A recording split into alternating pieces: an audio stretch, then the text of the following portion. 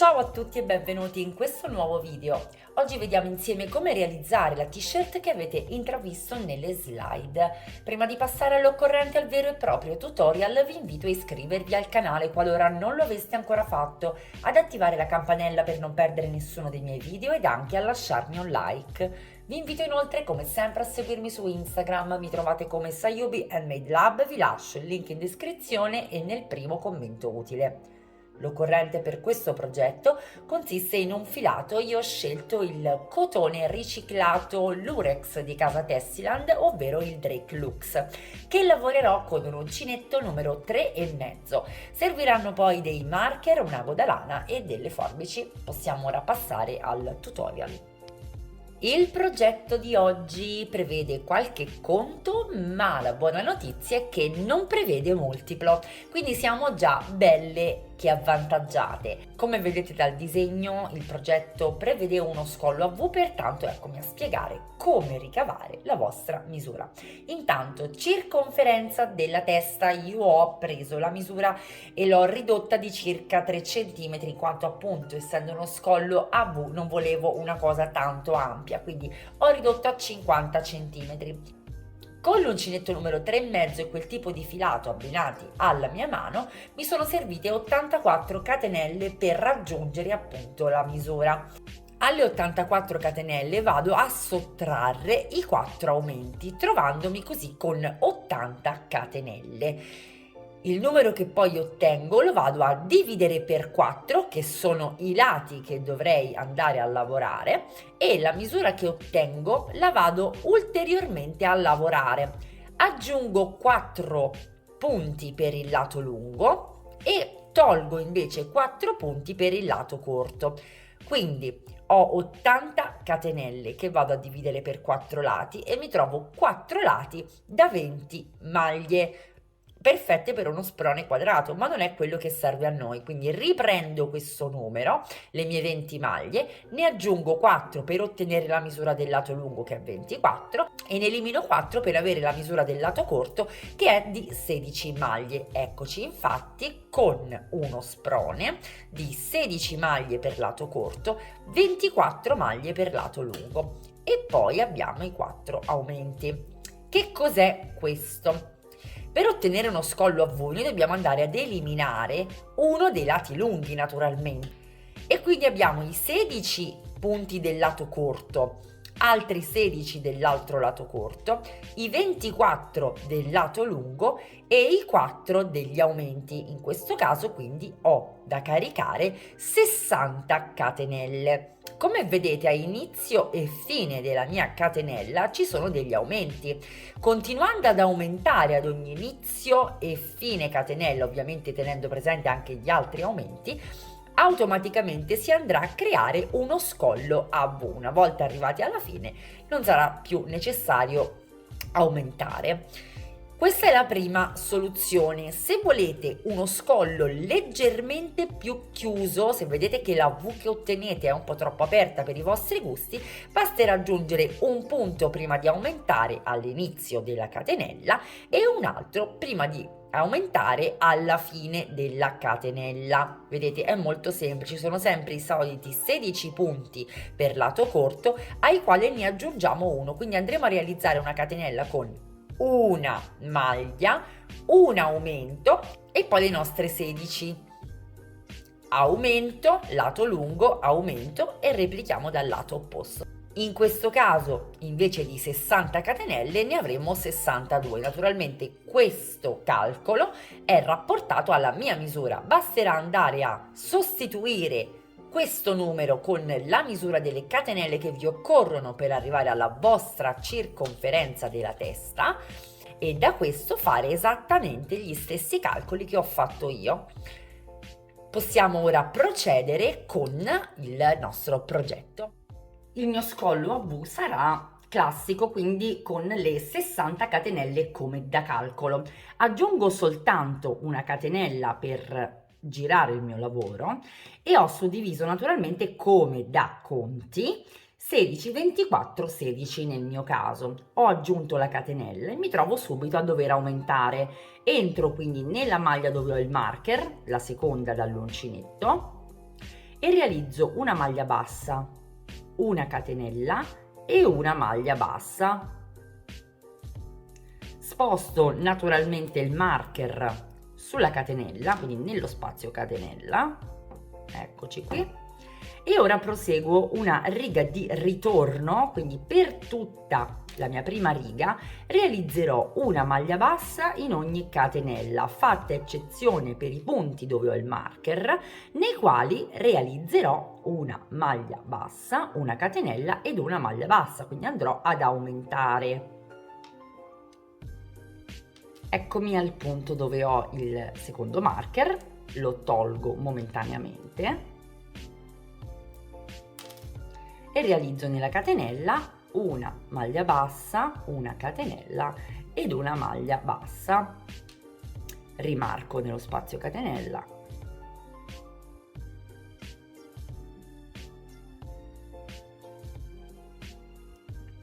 e proseguo. Completo tutta la mia riga. In concomitanza dei marker realizzo una maglia bassa, una catenella ed una maglia bassa. Ho completato la mia prima riga. Ora devo realizzarne altre due allo stesso modo.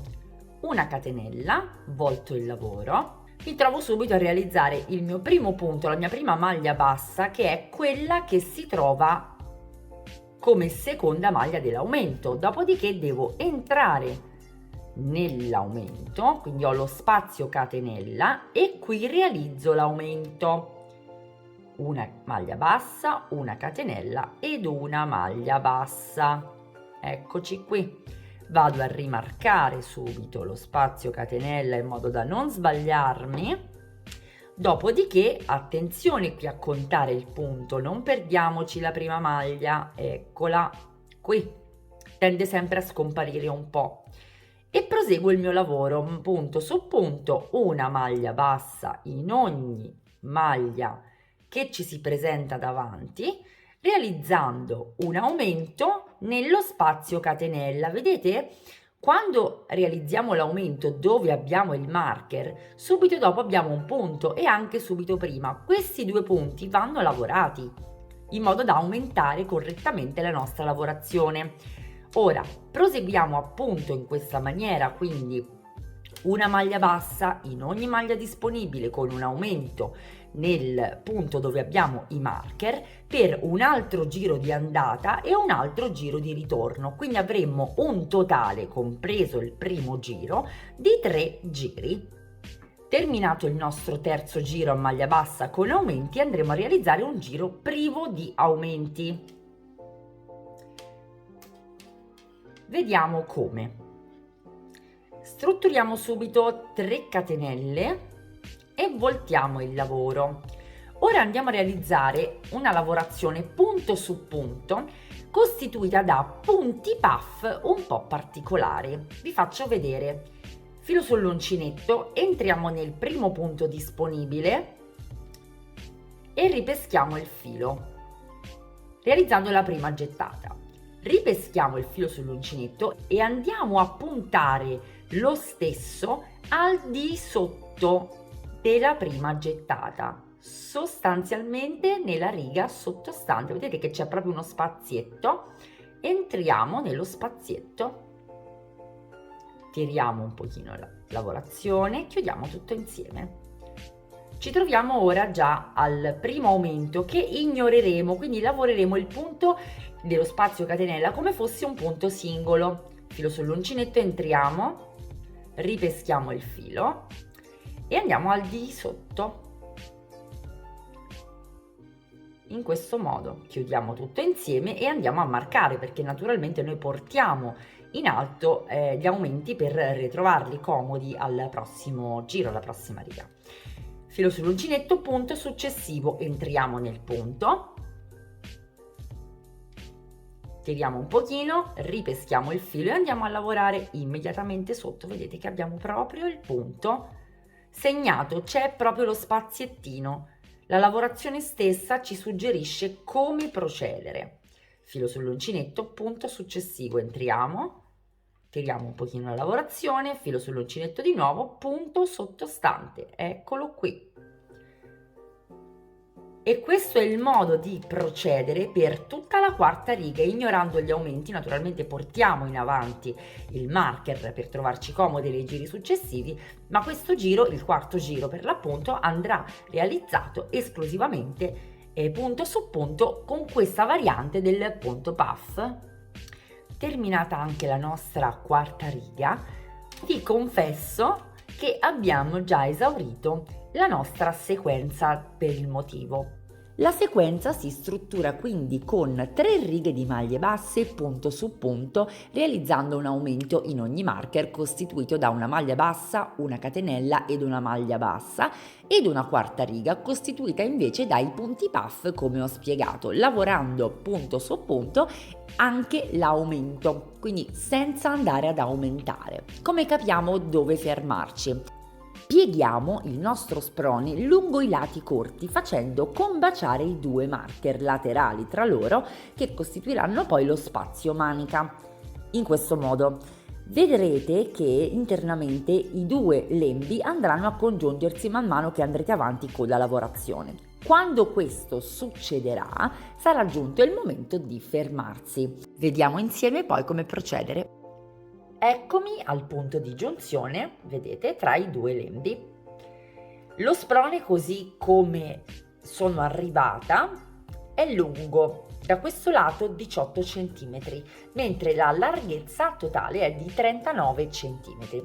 Con il giro successivo, quindi con quello che andremo a fare adesso, in un colpo solo andremo ad unire i 2 lembi e quindi a creare lo sprone e a dare anche profondità, quindi andremo a collegare i 2 pezzi, le 2 estremità. Ovviamente non siamo fatte tutte uguali, quindi a questo punto ci occorrerà andare a prendere la nostra circonferenza del seno. La mia misura 84, con 39 cm sicuramente non riesco, anche raddoppiando questa misura, a raggiungere la mia circonferenza, quindi con delle catenelle tra un marker e l'altro andrò a raggiungere la mia misura. Come faccio? Misura 84 di circonferenza, divido la misura di 84 per 2 e mi viene 42. Ho 39 cm, quindi ora mi mancano 3 cm che devo suddividere tra i 2 lati. Realizzerò una catenella di 1,5 cm da un lato e un'altra dall'altro prima di andare poi ad unire i miei 2 lembi. Vediamo insieme però passo passo come procedere. Ora sono qui con l'ultimo punto realizzato del mio giro di punti puff. Con il filo ancora attaccato vado a prendere la prima catenella in questo modo, quindi il punto che fa proprio angolo del lembo opposto, e la vado a portare verso di me, quindi con una maglia bassissima unisco di fatto i miei 2 lembi, volto il mio lavoro e vado avanti punto su punto, una maglia bassa in ogni punto come si presenta. Da questo momento in poi gli aumenti non esisteranno più, quindi come ho lavorato finora vado avanti, ma la maglia bassa in ogni punto disponibile fino ad arrivare al marker dove vediamo come comportarci. Arrivo al marker, da qui devo strutturare una catenella lunga metà dei centimetri che mi occorrono ad arrivare alla mia circonferenza. Nel mio caso mi occorrono 3 centimetri, la metà è 1,5 cm ed ho calcolato che con la mia mano e con l'uncinetto abbinato a questo filato mi occorrono 3 catenelle soltanto. 1, 2 e 3 le realizzo e piego il mio sprone su se stesso per andarmi ad agganciare all'altro marker con una maglia bassissima. Eccoci, ed ecco realizzata l'unione e lo spessore giusto per la nostra taglia. A questo punto proseguo lungo il lato lungo, quindi il lato posteriore, con una maglia bassa in ogni punto disponibile. Arrivo a maglia bassa al secondo marker, realizzo lo stesso numero di catenelle del lato opposto e mi vado ad agganciare anche questa volta al marker opposto. Concludo poi il mio giro sul lato anteriore al centro. Ho percorso tutto il mio giro, ora mi trovo dove combaciano i due punti. Vado semplicemente nel primissimo punto del lato opposto e mi chiudo con una maglia bassissima. Lo sprone è pronto, vedete? Ho collegato appunto le due parti anteriori, i due quarti anteriori, ed ho anche strutturato il mio giro manica. Naturalmente, per essere assolutamente certe della veridicità delle vostre misure, indossate il vostro sprone.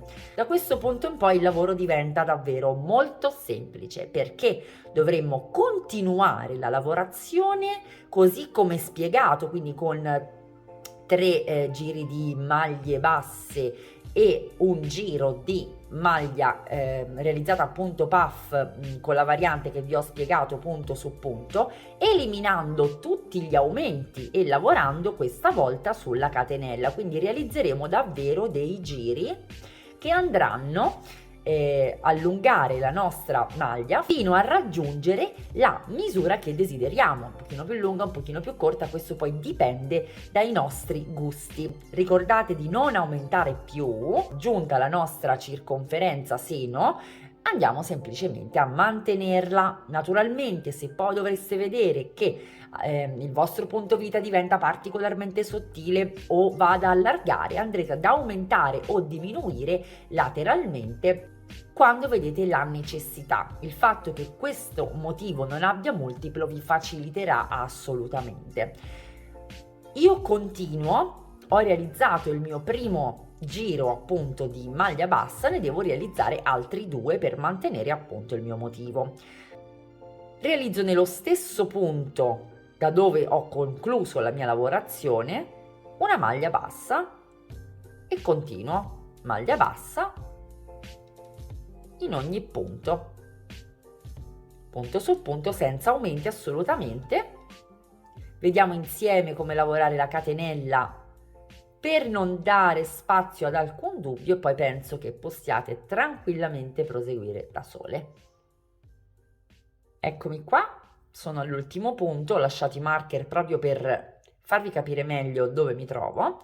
Prendo la mia catenella, quindi entro nella mia catenella e realizzo una maglia bassa, seconda catenella, seconda maglia bassa, vi ricordo io ne ho fatte solamente 3, terza catenella, terza maglia bassa, mi aggancio al punto successivo ed eccoci con il nostro motivo che torna. Stesso faccio quando mi trovo nel lato opposto. Proseguiamo quindi la lavorazione in questo modo. Io sono già al secondo giro di maglia bassa, ne effettuerò un terzo e poi realizzerò il mio giro di punti puff. Vado avanti fino a raggiungere la mia misura. Vi faccio sapere tra poco quanto mi sono allungata.